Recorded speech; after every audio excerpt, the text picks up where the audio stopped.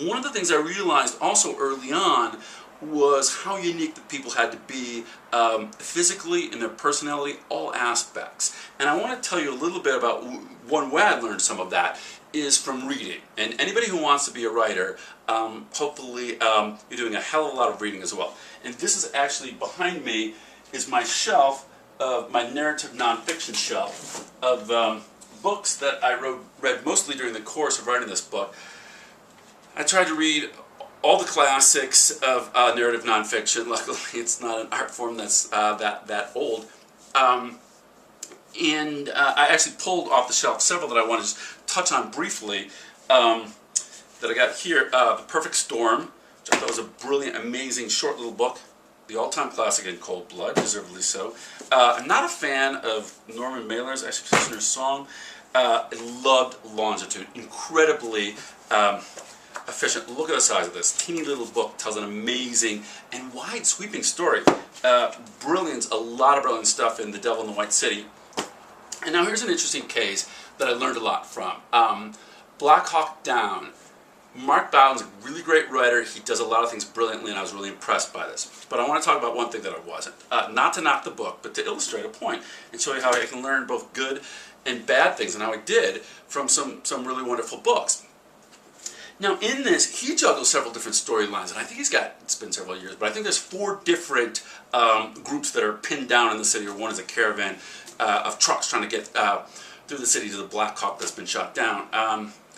And so you're jumping around a lot between different groups of people, and they're all very interesting, and it's interesting, harrowing stuff. But after a while, I had trouble keeping them straight, and I realized as a reader, as I thought about this, that most of these guys were young, brave, courageous, intelligent.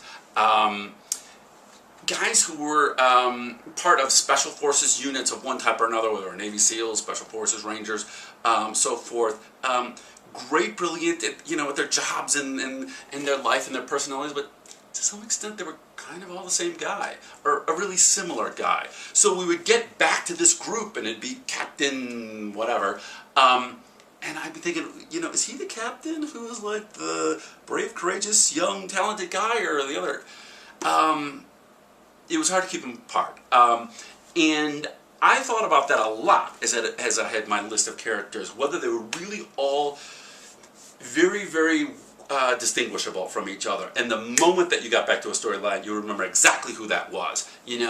Cassie, the very sweet, innocent young blonde girl taken way too soon, trying to do what was right, with her belief in God, struggling with that. Mr. D, the sort of charismatic principal, but also who was sort of a short, stocky, wrestler-looking kind of guy who came across like a coach. Each one of these people, you would have a very, very specific feel for them. And by the way, I get a lot of what I learned from movies, and I think one of the most brilliant movies for that was Little Miss Sunshine a few years back, which I also saw while writing this book. And I think there's 6 major characters in that. Each one, the opening scene with that person is so powerfully conveyed that you know exactly who they are and you're never going to forget. The Greg Kinnear character, you first meet him, I believe, waking up in his hospital bed from his failed suicide attempt. No, I've got that wrong. It's a Steve Carell character. But he's waking up from having attempted to commit suicide. Very, very, not a run-of-the-mill, not just a typical day over breakfast. The young boy, you meet him when he's handing messages from his little pad because he's a huge fan of Nietzsche, and he's decided to spend a year of his life not speaking. And so, okay, he's kind of intense. Again, each one of those people, in the first 30 seconds, in the opening scene from them, it's with them. It's about establishing very, very powerfully who this person is, and as the reader or the viewer, you never let go.